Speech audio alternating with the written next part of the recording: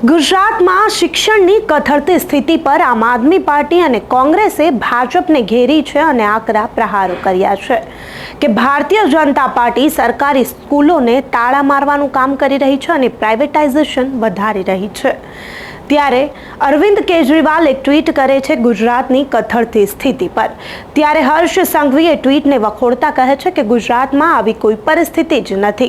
ત્યારે ઈશુદાન ગઢવીએ પણ હર્ષ સંઘવી અને જે પણ ગુજરાતના મંત્રીઓએ ટ્વીટના માધ્યમથી અરવિંદ કેજરીવાલ પર પ્રહાર કર્યા અને તેમની ટ્વીટને વખોડી તેને ઈશુદાન ગઢવી સણસણતો જવાબ આપી રહ્યા છે અને ઈશુદાન ગઢવી સણસણતો જવાબ આપી ભારતીય જનતા પાર્ટીની શિક્ષણ નીતિ પર પણ પ્રહારો કરી રહ્યા છે।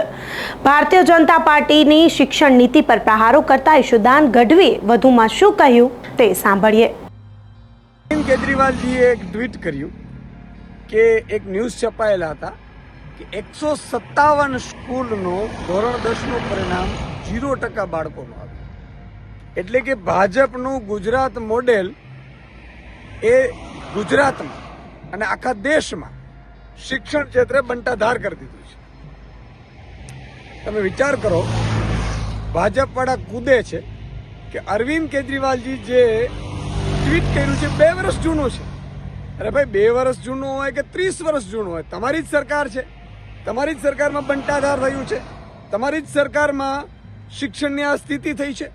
તમે શિક્ષકોની ભરતી નથી કરતા, તમે જ્ઞાન સહાયકોની ભરતી કરીને બેરોજગાર યુવાનોને તો નોકરી નથી જ આપતા, પણ સાથે સાથે તમે બાળકોનું ભવિષ્ય ખતમ કરી નાખ્યું છે। આજે શિક્ષણ ક્ષેત્રે ગુજરાત ખૂબ પાછળ વહી ગયું છે। ત્યારે મંત્રીઓ છે ટ્વીટો કરીને હરખાય છે, પણ મારે અરવિંદ કેજરીવાલજીનો આભાર માનવું છે કે ગુજરાતની જનતા માટે, વિદ્યાર્થીઓ માટે, બાળકો માટે અને એમના વાલીઓ માટે એક અવાજ ઉઠાવ્યું કે ગુજરાતમાં શિક્ષણની સ્થિતિ સંપૂર્ણ કથળેલી છે। એટલે હું અભિનંદન આપું છું અને ભાજપના નેતાઓને એમ કહું છું કે ટ્વીટ કરવાથી નહીં, તમે પરિસ્થિતિ સુધારો। તમે છેલ્લા 5-7 વર્ષમાં 5000 સરકારી સ્કૂલો બંધ કરી છે। શરમ આવી જોઈએ તમે। ખરેખર તો 10,000 સ્કૂલો સરકારી ખોલવી જોતી હતી, પણ ભાજપવાળાની પ્રાઇવેટ સ્કૂલો ખોલવા માટે સરકારી સ્કૂલો બંધ કરે છે, સરકારી સ્કૂલોમાં ભરતી નથી કરતા, સરકારી સ્કૂલમાં શિક્ષણ સુધરવા નથી દેતા, કારણ કે પોતાનો ધંધો ચાલે। એટલે આ વાત વાસ્તવિકતા છે અને ગુજરાતની જનતા પણ જાણી ચૂકી છે। પણ હું અરવિંદ કેજરીવાલજીનો ફરીથી ગુજરાતની જનતાનો અવાજ બનવા બદલ આભાર વ્યક્ત કરું છું। કોંગ્રેસ પ્રવક્તા મનીષ દોશીએ પણ ભારતીય જનતા પાર્ટી પર આકરા પ્રહારો કર્યા અને 30 વર્ષથી જો ભારતીય જનતા પાર્ટીનું ગુજરાતમાં શાસન છે તો શિક્ષણની આટલી કથળતી સ્થિતિ કેમ શિક્ષણનો અધિકાર સ્ત્રીઓ પાસેથી પણ છીનવામાં આવે છે। જો આમ જ રહેશે તો સ્ત્રીઓની સ્થિતિ ઘણી કથળતી થઈ જશે તેવો પ્રહાર પણ મનીષ દોશી ભારતીય જનતા પાર્ટી પર કરતા વધુમાં શું કહી રહ્યા છે તે સાંભળીએ।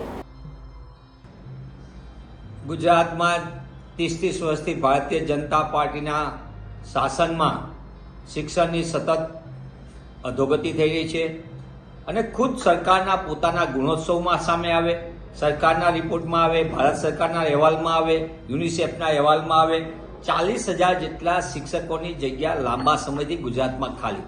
એનઈપી મુજબ 70,000 શિક્ષકોની માંગ છે। સરકાર શિક્ષણની અંદર પણ પ્રવાસી શિક્ષક લાવે, જ્ઞાન સહાયક લાવે, ફિક્સ પગારના નામે આર્થિક શોષણ થાય અને બીજી બાજુ શિક્ષકને શિક્ષણ સિવાયના કામ સોંપવામાં આવે, એના કારણે વર્ગખંડની અંદર શિક્ષક ન હોવાના કારણે બાળકોના ભવિષ્ય પર ગંભીર અસર પડે છે। ગુજરાતમાં 10મા પછી 10 વિદ્યાર્થીમાંથી 7 વિદ્યાર્થીઓને અભ્યાસ છોડી દેવા માટે મજબૂર બને છે। એટલે કે 11મું અને 12મું માત્ર 3 વિદ્યાર્થી કરી શકે છે। ગુજરાતમાં 14,162 શાળાઓ એવી છે કે એક વર્ગખંડમાં 1 કરતાં વધુ ધોરણના વિદ્યાર્થીઓને અભ્યાસ કરવાની ફરજ પડી રહી છે। ગુજરાતમાં 1600થી વધુ શાળાઓ એવી છે, આખી શાળા માત્ર એક શિક્ષકથી ચાલે। કઈ રીતે ભણશે ગુજરાત?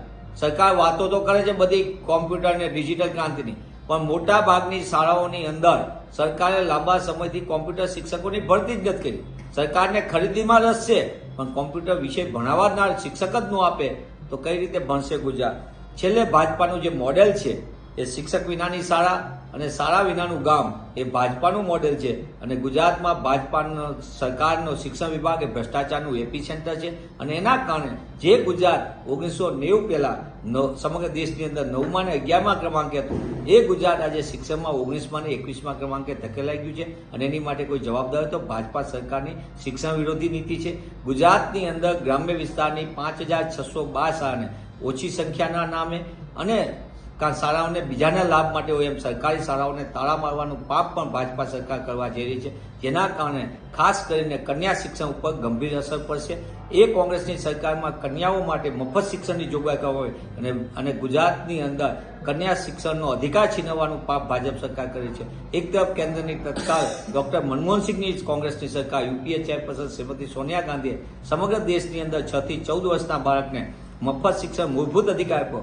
દુઃખ સાથે કહેવું પડે કે ભાજપાની સરકાર ગુજરાતમાં શિક્ષણનો અધિકાર છીનવવા જઈ રહી છે, ત્યારે દેશના કોઈ પણ નેતા બાબતે કે ત્યાં ગુજરાત જેવા પ્રગતિશીલ રાજ્ય માટે ભાજપા સરકારની નિષ્ફળતાઓ ઉજાગર થાય ત્યાં બોખલાહટમાં ગમે તેવા નિવેદન કરે, પણ હકીકત એ છે કે ગુજરાતમાં સરકારી શાળાઓ ગ્રાન્ટેડ શાળાઓને બંધ કરવી, સરકારી શાળા કોલેજોને બંધ કરી ગ્રાન્ટેડ શાળા કોલેજોને બંધ કરીને ખાનગી શાળાઓને શિક્ષણના વેપારના લાયસન્સ આપવા અને લૂંટનો કારોબાર ચલાવવાનું જો કોઈએ પાપ કર્યું હોય તો એ પણ ભાજપ સરકાર કરી રહી છે.